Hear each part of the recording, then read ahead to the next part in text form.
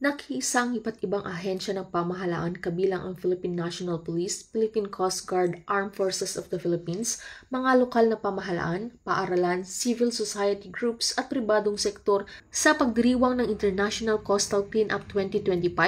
na pinangunahan ng DENR na ginanap nitong ikatlong Sabado ng Setyembre taong kasalukuyan.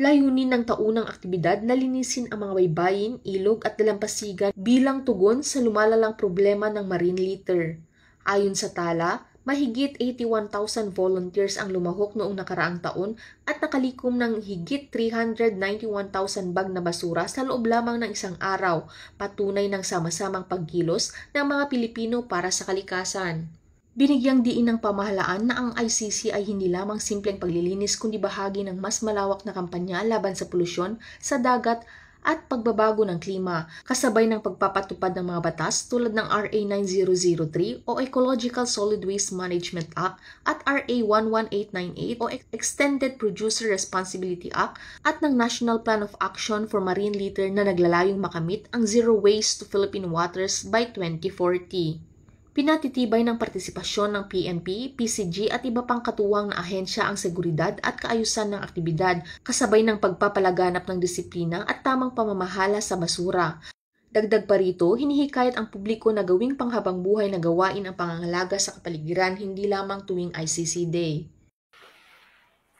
Sa bahagi ng DNR, kami po ay nagpapasalamat sa lahat ng naging bahagi ng pagdiriwang natin ngayong taon. Ito po ay isa sa pinakamalaking voluntaryong selebrasyon kung saan lahat ng sektor ay na-encourage namin na mag-participate dahil kaakibat ng mensaheng tayo ang solusyon, naniniwala po kami na hindi lamang DNR ang may responsibilidad ng pangangalaga ng ating kapaligiran. Kaya lahat po, ito po ay responsibilidad ng bawat isa sa atin, sa bawat isa na nakatira dito sa iba't ibang bahagi ng ating Pilipinas at ng mundo.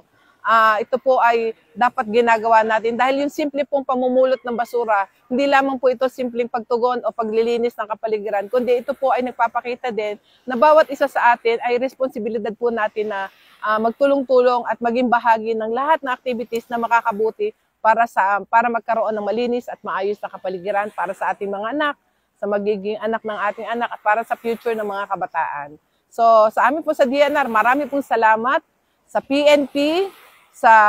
lahat ng mga naging bahagi ng selebrasyon ngayong taong ito at umaasa po kami na sa mga susunod pang taon ay maging bahagi kayo ng ganitong pagdiriwang. Salamat po.